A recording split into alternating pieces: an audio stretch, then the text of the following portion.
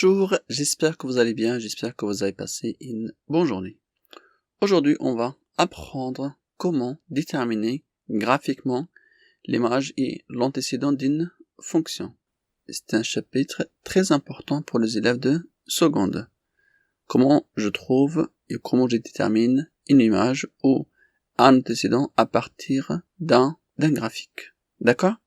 Alors c'est parti, voici notre courbe d'une fonction quelconque, dans un repère bien sûr orthonormé comme vous voyez, et voici la question, déterminer graphiquement les antécédents de 1 et moins 2 par la fonction f.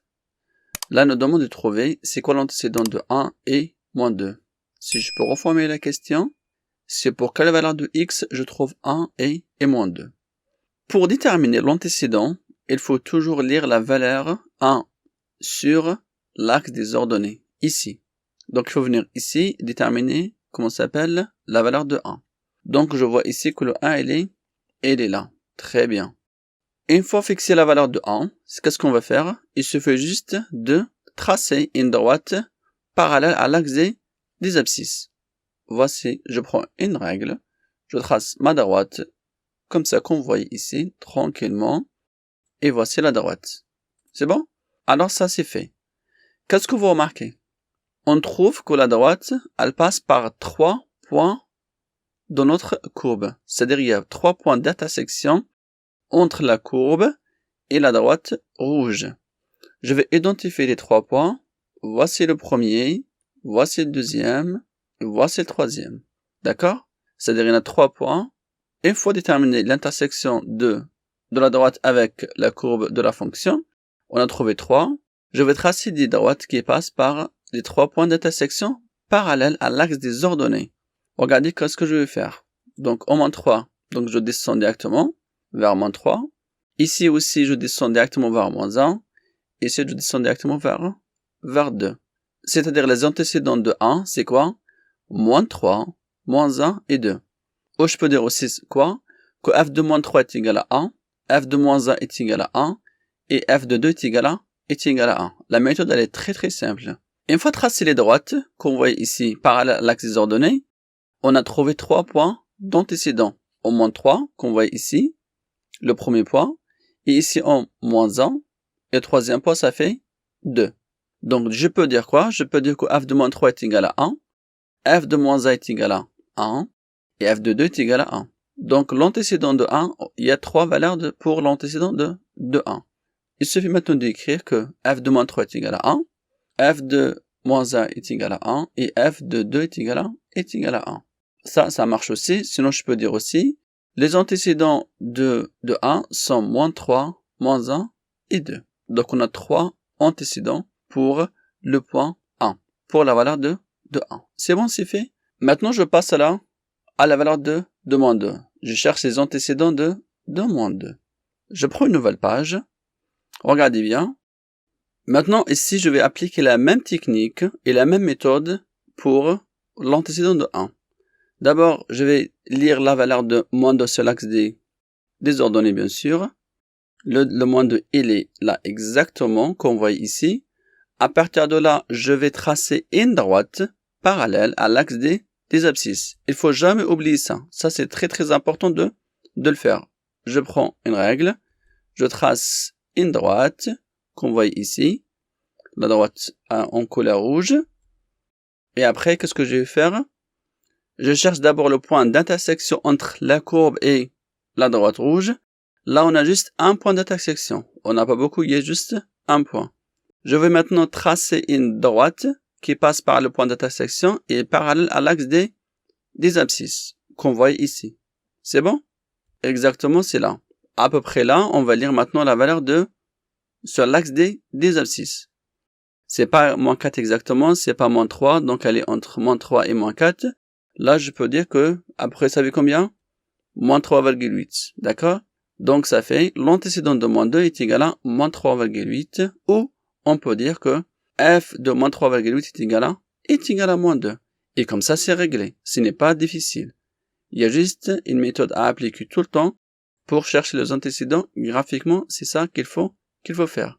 D'accord? C'est un peu technique, ce n'est pas quelque chose de très difficile. Je peux dire maintenant, les antécédents de moins 2 sont moins 3,8. Alors, c'est fini avec ça, je passe à une nouvelle page. Maintenant, on va changer les questions. Là, il nous demande de déterminer graphiquement les images de 3, moins 2, 0 par la fonction f. J'ai changé la courbe et j'essaie de trouver les images de 3 et moins 2 et 0.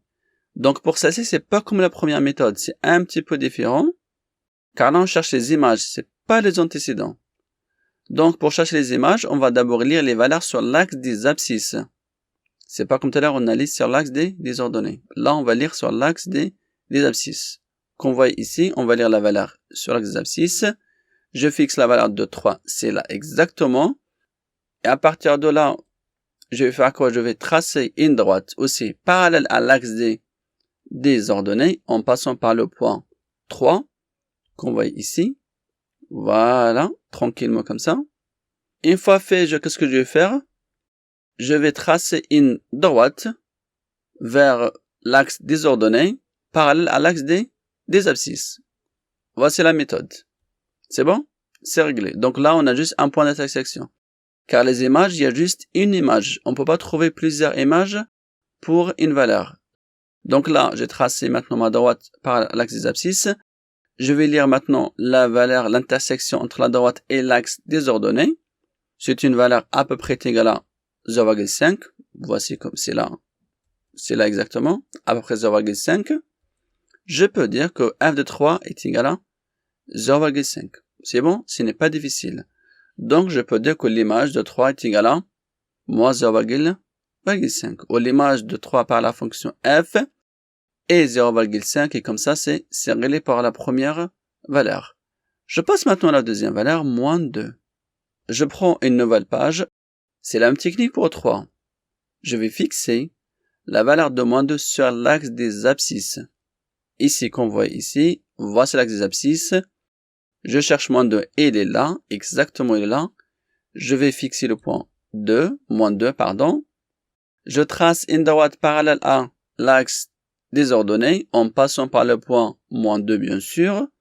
L'intersection, ça donne l'image en fait. Donc l'intersection avec la droite que j'ai tracée, avec les petits pointillés bleus. Donc j'ai trouvé un point d'intersection. J'ai trouvé un point d'intersection, ici exactement, avec la croix verte. Je vais maintenant tracer une droite parallèle à l'axe des abscisses en passant par le point d'intersection. Donc c'est là exactement. Cette valeur-là à peu près, c'est combien? C'est moins 1,5, 1,6. D'accord? Donc je peux dire quoi? Je peux dire que moins 1,6. Donc cette valeur-là est égale à moins 1,6. Je peux écrire que f de moins 2 est égal à moins 1,6. C'est-à-dire que l'image de moins 2 par la fonction f est moins 1,6. D'accord? C'est juste ça à écrire. D'accord? Ce n'est pas difficile du tout. C'est bon, c'est réglé? J'ai fini maintenant avec l'image de moins 2. Je passe à une nouvelle page aussi pour lire l'image de 0. Toujours la même chose. Je vais lire la valeur de 0 sur l'axe des abscisses qu'on voit ici. Voilà, c'est l'axe des abscisses. Le 0, il est là. Cette fois, c'est un petit peu différent parce que le 0, il est pile poil avec l'axe des ordonnées. Mais ce n'est pas grave. Je peux toujours lire là l'intersection entre la courbe et l'axe des ordonnées. Car 0, il est pile poil avec l'axe des ordonnées. Donc, c'est-à-dire l'image de 0, c'est l'intersection de la courbe avec l'axe des ordonnées. Je vais maintenant tracer ma droite, comme tout à l'heure. Je trace une droite. Voilà, qu'on voit ici. L'intersection, ça tombe pile poil à moins 1. Vous voyez ici? Donc là, on n'a pas besoin de chercher trop loin, de tracer une droite parallèle à tout ça, parce qu'elle est déjà pile avec l'axe des deux ordonnées. Au moins 1 ici, exactement. C'est bon? Vous voyez ça? C'est très bien. Avec la croix rouge. Je peux dire que l'image de 0 par la fonction f est égale à moins 1. C'est-à-dire f de 0 est égal à moins 1. Et cette phrase-là revient. L'image de 0 par la fonction f est moins 1. Et comme ça, on a fini avec les images. Ce n'est pas difficile du tout. Ce n'est pas difficile, c'est un trait très simple à faire. Juste à comprendre la technique et les méthodes pour déterminer les images et les antécédents. C'est bon? Je vous remercie, j'espère que vous avez bien compris. Si vous avez des questions, n'hésitez pas de les poser dans les commentaires. À la prochaine fois, au revoir.